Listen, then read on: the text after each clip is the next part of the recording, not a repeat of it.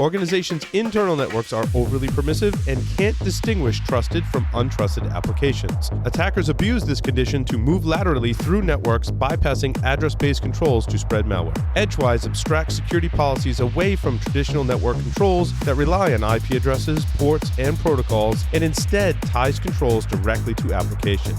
Edgewise allows organizations to analyze the network attack surface and segment workloads based on the software and how it's communicating. Edgewise monitors applications and protects data paths using zero-trust segmentation. Visit edgewise.net/Security Weekly to get your free month of visibility. Some restrictions apply. Are you an enterprise dissatisfied with overpriced analytics software that can't keep up with modern data? If so, then GravWell is the solution for you. GravWell is an unstructured data analytics platform for enterprises who demand total data visibility across their network. GravWell lets your security team go beyond the SIM and fuse data sources to correlate and answer questions you didn't know needed to be asked. Go to gravwell.io/Security Weekly for an unlimited data trial and gain uncompromising visibility today. Endgame's converged endpoint security platform is transforming security programs, their people, processes, and technology with the most powerful endpoint protection and simplest user experience, ensuring analysts of any skill level can stop targeted attacks before information theft. Endgame unifies prevention, detection, and threat hunting to stop known and unknown attacker behaviors at scale with a single agent. For more information, visit endgame.com. Welcome back, everyone, to Paul's Security Weekly. Quick announcement. Some of you told us that you're overwhelmed by the amount of content that we produce. If that's you, you can go to securityweekly.com/subscribe. You can join the mailing list, and we will use that to start collecting interests. And when we produce content that you're interested in, we'll send you an email. How about that? I am very excited to have a guest on for this segment. Robert Graham, of course, is blogs at Errata Sec and is the CEO of Errata Security. He really needs no introduction. He wrote the Black Ice firewall and IPS system way back in the day, and has done a lot of great things since then, of course, Masscan, and wrote a tool called RDP Scan. Robert, welcome to the program. Hi. Good to have you on the show, my friend. Thanks for joining us on short notice. I wanted to talk a little bit about this vulnerability, and in case you haven't heard, there is a remotely exploitable vulnerability in the remote desktop services on Windows systems. And make sure I get this right. Everything Windows 7 and previous Windows versions are vulnerable. Is that correct? Correct.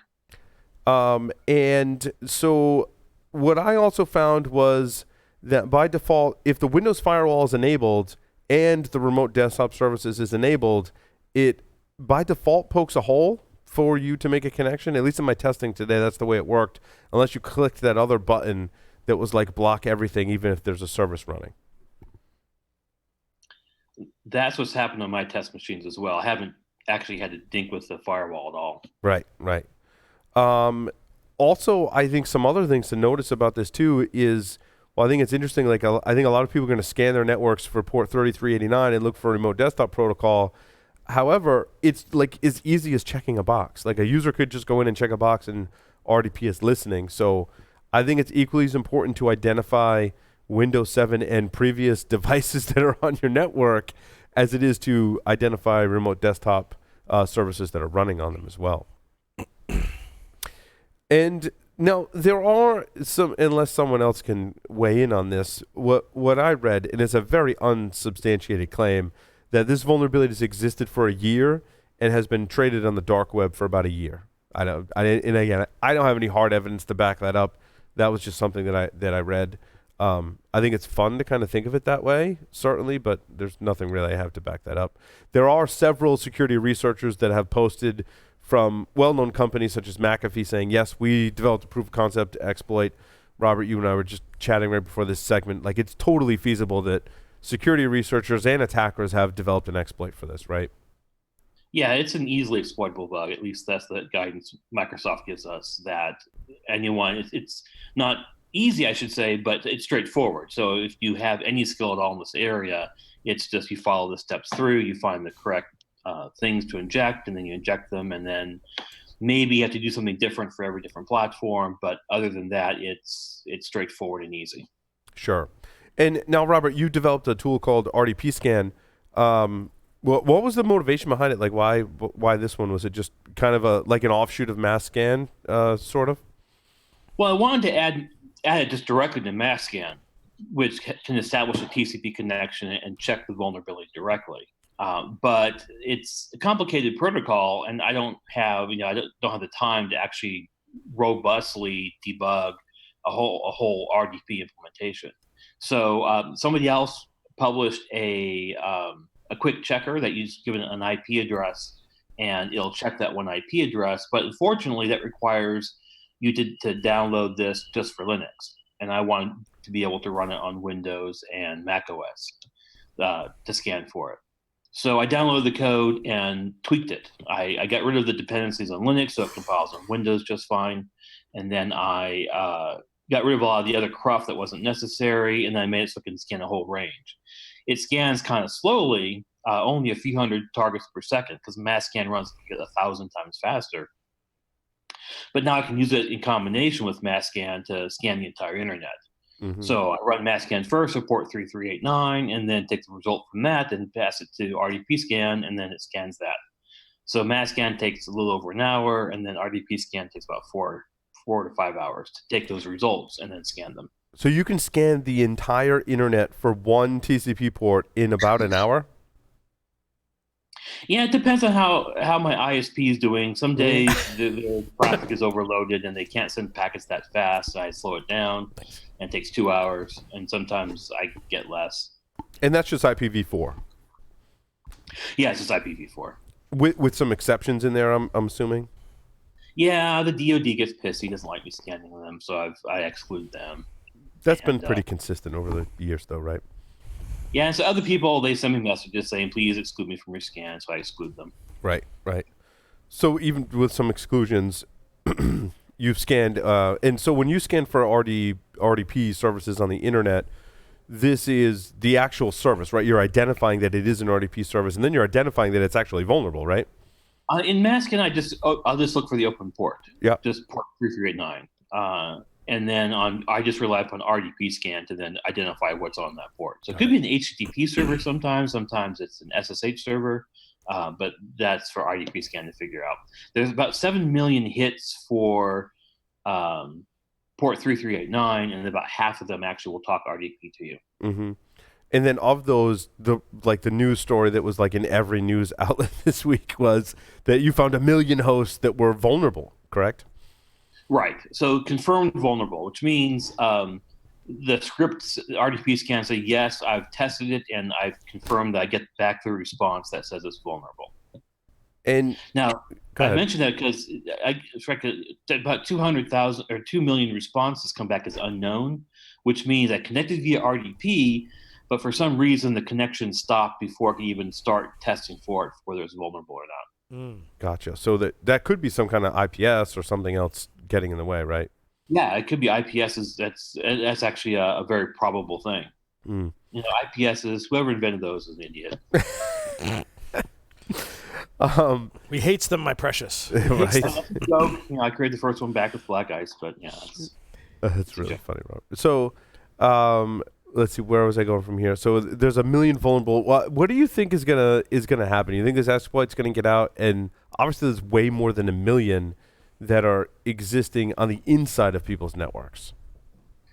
It's a range of things with our experience with worms. If we're lucky, someone will start exploiting it, because like with mass scan, I could just exploit every machine in a few hours, take them all down, and then the worm wouldn't run because I've some good hacker who breaks the law, hacks them and takes them off the internet for you, so the worms can't spread. So something like that may happen, or something like NotPetya might happen, where the worm happens and it gets inside corporations, but they mostly patch so they aren't affected so much. But then it also uses PSExec and Mimikatz in order to then grab your credentials and then spread to your domain controller, and then uses the domain controller to spread ransomware in all your computers, and your whole network goes down because that one unpatched machine got infected. Right. Any questions for Robert? No, sorry, I was just sneezing. It's okay. So I did. I went through the exercise of building RDP scan largely because I think, somewhat to an extent, it's kind of a lost art to build your own C program on a Linux system. I mean, I feel like that kids are spoiled today with apt and snap and all these fancy programs. And let me tell you, after going through this exercise, I kind of miss the days where we have to compile things by hand. But at the same time, I was like, well, I'm really glad I can just do like apt install and get stuff installed on my box as well. But I thought it was a good exercise to go through. It's kind of like, in my day, we had to walk uphill, both ways on our compiler and our make file. So what you're saying is that you really enjoy being a do-it-yourselfer, but sometimes it's okay to have someone else do it? Yes. Okay.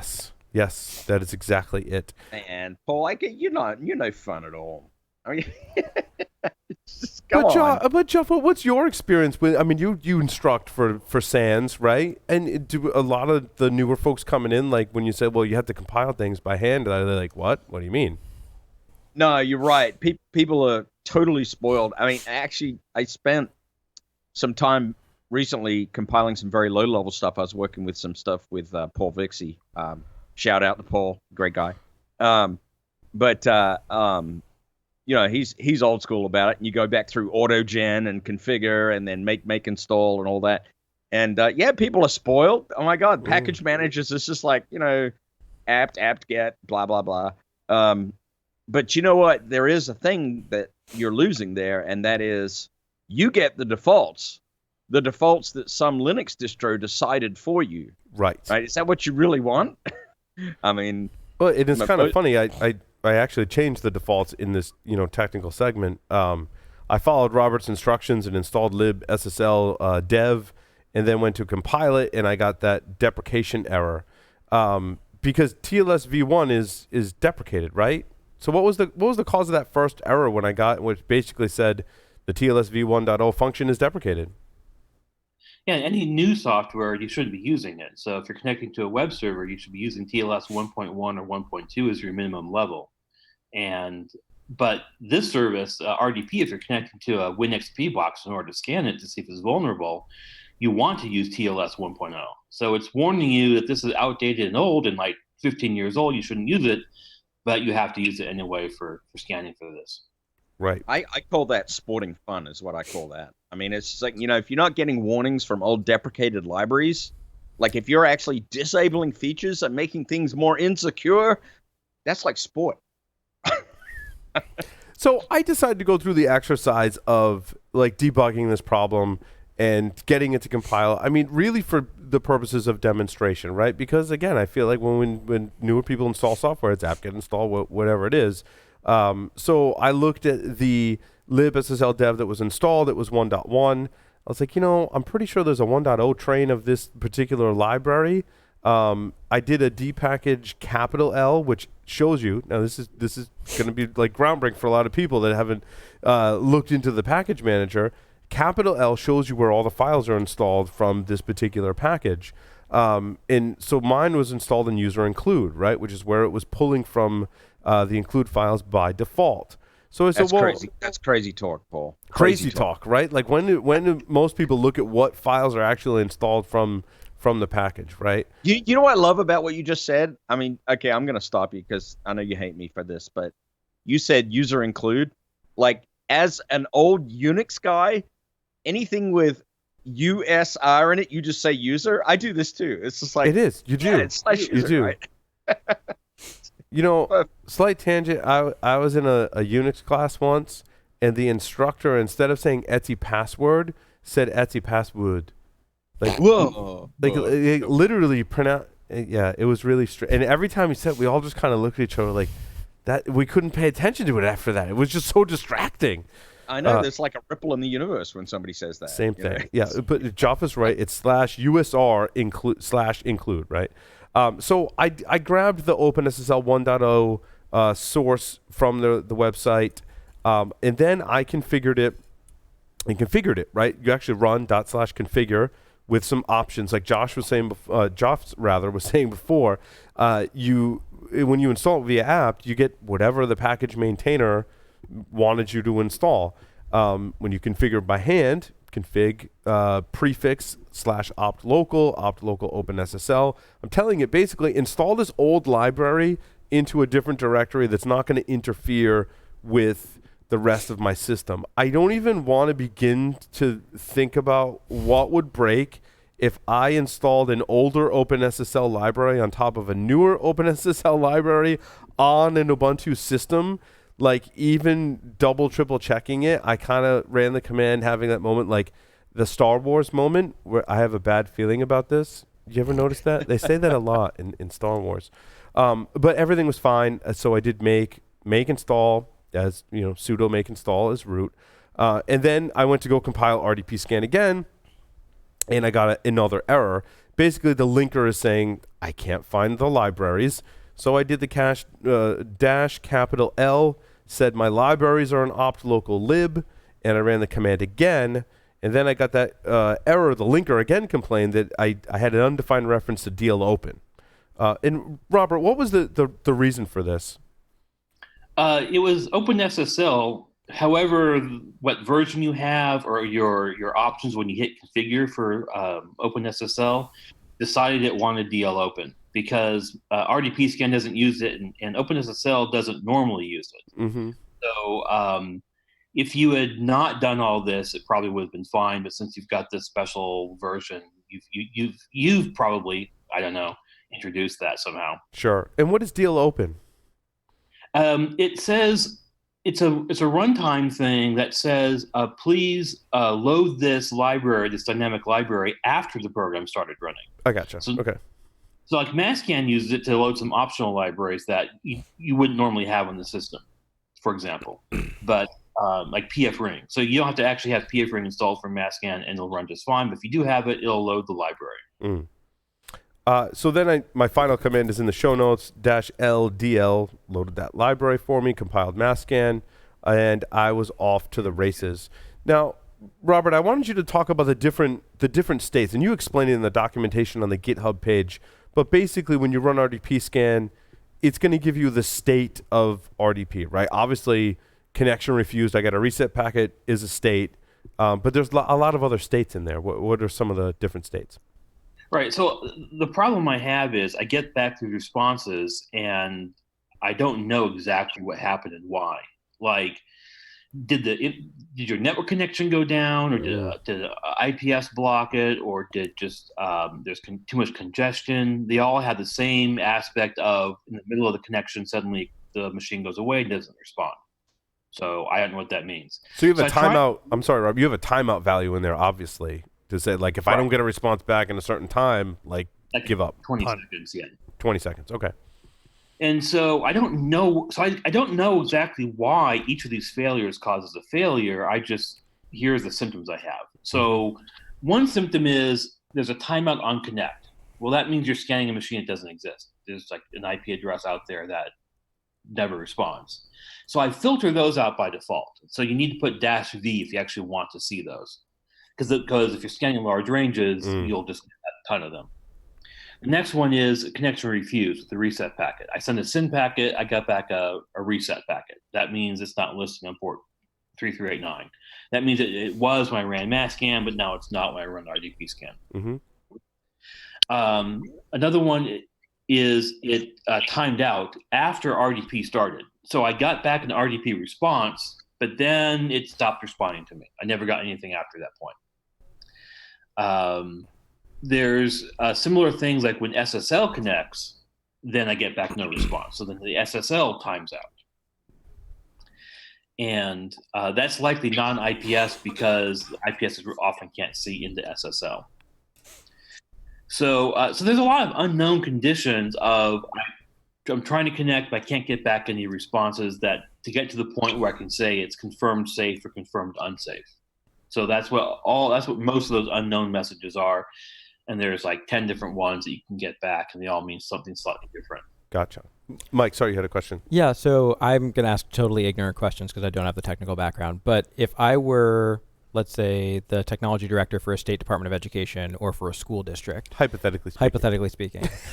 And I wanted to understand if there were any of these ports that were exposed for the RDP vulnerability, could I take your code, run that against our IP range, and just get a sense for that? And then that would be an opportunity to run that. So if I were the state agency, I could say, hey, this district over here, you have these vulnerabilities that are going to be a problem for you. Take the range of IP addresses, stick them into RDP scan, and just say scan that range to get back a result. So those are all the unknowns I was discussing. The ones you want are the known ones, where it either says it's vulnerable, and I've confirmed it's vulnerable, or it's not vulnerable, and I've confirmed it's not vulnerable. So it says either it's vulnerable and it got back the response, or I didn't get the response that I was expecting, so I know that it's not vulnerable. And, working for a vulnerability scanning company for a while, long time, 7 years, what exactly are you sending? And because this is the crux of the issue, right? How do you accurately test for a vulnerability without exploiting it? Like how easy, difficult, and like what are you sending to kind of determine vulnerable versus not vulnerable, Robert? So RDP is a complicated protocol. Lots of stuff happens before you get to the crinkly bits. And so you connect via RDP, then RDP negotiates how you're going to encrypt the connection, which can be the proprietary method, or using start TLS, basically. You start the TLS negotiation. Then you go back and forth and connect via RDP to the screen, and you get now like a login prompt on the screen, which is just the image it's getting back from the server. And so that's all good. That's RDP. RDP also has these things called channels, where you get things that aren't image contents. It could be the sound, it could be your clipboard, it could be I remember that. Printer video stream, so an optimized way of getting video from a remote server to the local one. It doesn't render it remotely and send you the screenshots, it just sends you the video stream across this channel and you actually render it locally. So there's lots of channels, and there's one called T120. I have no idea what it means, but that's where the vulnerability is in that channel. And not in RDP itself so much as this optional channel that only these Microsoft systems support. And so first of all, we test whether the channel exists, and then we send these packets that are asking for things that would get a response back only if it's vulnerable. If it's patched, you don't get a response, and if it's not patched, you do get a response. And so we send those packets. In all my testing, I've been trying to do all sorts of different Windows systems, different configurations, and it doesn't crash anything or exploit the bug at all, which is a common thing for vulnerability scanners. There's often something you can do that doesn't it tests for the vulnerability without actually exploiting the vulnerability, or actually conversely, it tests for the patch and not by exercising the vulnerability. Right. Although there are those circumstances where it's really hard to test for the vulnerability without crashing it or simulating the exploit as well. And those are the harder ones to deal with, certainly. And so one of the fixes from Microsoft was to enable network authentication, right? That's an option for, what is that? What is that, Robert? Authentication, they call it NLA. Yeah. In the protocol, it's called CRED SSP, the security service provider. It doesn't mean you're safe. It means you're safe from anonymous hackers and worms. Interesting. It means that before it establishes the RDP connection, it requires you to give a authentication with like your Windows credentials or something. And that means like then you can't get to the part where you can exploit it because you haven't gotten that far yet. Because RDP, the way it normally works without network web authentication is you get your RDP session going, and then it pops up the login screen. It's like you're on a local machine, it pops up the same login screen. And that's how you authenticate after the screen's been established. So NLA authenticates before the screen is established. So in my code, I mark that as you're safe. And you're really not completely, because it means that you're still vulnerable to people within the corporation from hacking you. If they've got a username and log on, they can still use this and they can still hack you. It's just that a worm's not going to hack you, or anonymous hackers on the internet aren't going to hack you. Robert, what's your recommendation for folks to prevent against and defend against this vulnerability, especially those that we know are out there, right? I mean, like you mentioned, the school district, there's healthcare, and a lot of situations where you're running older operating systems. The vendor supports it over remote desktop protocol, and that's just the way that it's working. What should people do? Yeah, you do have that fun little problem with these ICS and medical systems that the vendor supports it and they aren't going to patch it, and you're vulnerable. Or what are you going to do? One thing is to enable this network level authentication, which you can do on many of these devices. Or you can put them behind firewalls or otherwise segment your network to mitigate a worm traveling through it. So that's what RDP scan is for, is so that you can at least know your impact, that you can know, which systems are vulnerable, which ones I need to deal with. So you can run RDP scan directly, run it with mass scan, and just go through your entire organization inside and out, and make sure you find everything. It also runs on other ports, so that when you have these services running on other ports, you can stick that into these tools and then scan for them on those other ports, and find everything and know at least your exposure. The other part, and the more important part of this, is that after NotPetya, we've seen how ransomware exploits the vulnerability to get into your organization. That once it gets a foothold, it uses Mimikatz and PSExec in order to grab your credentials and spread. If it gets an admin credential that way on the system, then it goes to the domain controller, then pushes out the worm to the entire organization.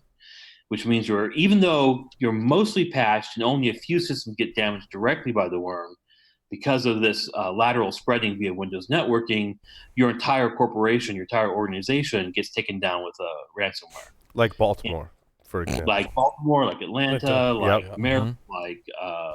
Maersk, like FedEx, that division of FedEx. That was all their problem. Like Maersk had to go and find a domain controller that was powered off during the worm. In Africa, right? Africa. Yeah. Fly someone to Africa, pick up the hardware, and fly it back in their luggage, because that was the only system that was not impacted by this lateral movement via PSExec. Now, a lot of people have these hot backup sites, like, oh, we have an offsite backup. Yeah, they're in the same network with the same network permissions, and they get hit by the ransomware just like with everything else. And so that for me, that's the thing that you should worry about most. Is like, don't worry about a few systems getting hacked and trying to make sure every system is patched. You probably get most. You're going to get patched, and it'll be fine. It's fix this lateral execution problem and make sure that when you do get one of those systems hacked, that it's not going directly to your domain controller, taking down your entire organization. Awesome. So for those that anyone can download mass scan or RDP scan, correct, and use them in their environments or on the internet conceivably to do this research. And you provide binaries in addition to the ability to compile it on your own, right? So for X8, for Windows and for Mac OS, I provide the pre-compiled binaries. And also I include directly, since OpenSSL dynamic libraries or DLLs is kind of also annoying, I statically compile it all in. So the binaries will work. You don't have to do anything special. They'll just copy down to your system. And I promise they're not infected with the virus. Probably. Maybe. To the best of your knowledge. To the best of my knowledge, they have no infection of a virus on them. That's awesome. That's awesome. And Rob, what's coming up next on your blog? Are you working on more articles? We tend to cover most of your articles that you publish on your blog. I'm working on a book on network programming, but other than that, I've got no plans. No, that's pretty awesome. How far along are you in the book? I've got all the chapters written, but I'm still filling them out, and I'm still having to write test code and realize I don't actually know all the little intricacies as much as I thought I knew. So trying out things and trying out all the boundary conditions, realize, I didn't actually quite understand that fully. It's interesting. I find the same thing. Like, the more you know, the more you realize you don't know, right? Right. When you embark on projects like that. So, well, awesome. Any questions for Robert? The only one I would comment on, and not necessarily comment for Robert, it's interesting that your install failed on that warning as opposed to an actual error. I actually didn't. It was interesting. I was thinking of that too, Larry. That's very perceptive of you. I did not get a resulting binary based on that warning. Yeah. So the compiler is set to halt on warnings and not just on errors? Yeah, I know. And I looked for the binary afterwards because I was like, wait, that was a warning, but I still didn't get a binary. I'm like, well, I'm doing a tech segment tonight. I might as well just walk people through the process as an example of it, because that, I mean, as Robert and the rest of us know, right? Like, sometimes what's on your system is not the libraries you need to compile with, and so You have to do a similar exercise. Shit goes sideways fast. Shit goes sideways fast. The experience that most people have on Linux, just doing apt-get install OpenSSL or libSSL dev, and then compiling this, it runs fine. Of course, because you know why? They're not me, Robert. Right. But that's the joy of Linux, it works fine for 80% of the people, and then 20% are in this, dependency hell trying to figure out what the hell's going on. Right. And you have to, I think, at this level, if you're doing stuff like this, right, like if you're not just using Linux to browse the web and whatever, you have to be comfortable that you're going to be in dependency hell and you're going to have to fight your way out of it. And I've gone 100% Linux on all my desktops and laptops, just knowing that, some of my time's going to be spent doing this. The advantage that I have that a lot of other people don't have the luxury is when I do crap like this, I get to do a segment on the show about it, and other people, get to learn from my experiences and struggles, which is good. I like doing that, so it's all good. It's all good. Awesome. Well, Robert, thank you very much for appearing on Paul's Security Weekly. Sure, my pleasure. Blog.erratasec.com. Make sure you check it out. With that, we'll take a short break. Come back. Salt Stack is coming up next.